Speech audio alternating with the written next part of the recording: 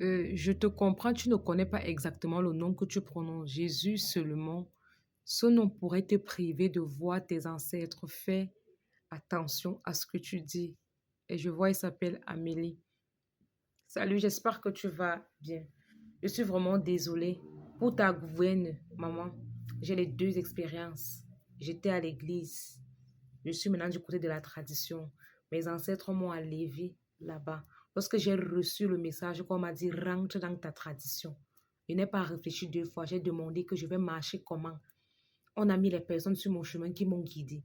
Je suis sortie de l'église parce que à l'église là, c'est une prison qui t'empêche de penser, qui t'empêche de réfléchir. C'est exactement ce que tu es. Tu es aliéné, tu es déraciné. Tu connais l'histoire de Jésus, son père, sa mère, ses cousins, ses frères, ses arrière-grands-parents. Mais toi, ta propre histoire, tu ne la connais pas. Tu ne la maîtrises même pas. Je suis sûre que à partir même de la quatrième génération de tes grands-parents, tu ne connais pas qui ils étaient, d'où ils venaient, mais tu connais que David a dit, Joseph a dit, Jésus a dit, tu connais, mais tu ne connais pas l'histoire de ta famille. Et c'est ce que tu vas enseigner à tes enfants demain. L'ignorance va aller de génération en génération. Faites attention. Vous ne me voyez pas dans vos comptes en train de vous dire que retournez vers les ancêtres, retournez vers la tradition. C'est ici sur mon compte que je parle. Même dans ma famille, certains croient encore en Jésus, mais tout seul là, ils reviennent encore me dire, j'ai rencontré quelqu'un qui m'a dit qu'il faut que je parte te parler sur les tombes du grand-père au village. J'ai rencontré ceci. Je ne force pas. Hein. On m'a parlé une fois. Je ne force pas les gens. Mais laisse-moi te dire que tu vas venir me retrouver seul. Parce que là, à l'aide du verseau là, vous aurez des vrais problèmes, des vraies maladies où vous aurez besoin que la main de vos ancêtres là soit dedans pour que vous ayez la guérison. Votre Jésus là, vous allez l'appeler 100 fois. Il ne va jamais agir.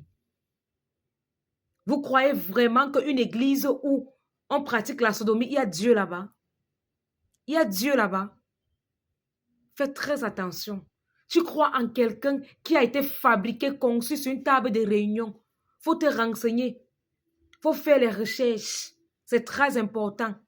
Et vous pensez que ce que nous on fait là, c'est nouveau. Il y a des grands écrivains qui ont pris la peine d'écrire des livres pour nous guider. Mais vous ne lisez pas. Quelqu'un a dit, pour tromper un Africain, mets les informations dans un livre. Parce que nous, les Africains, on n'aime pas lire.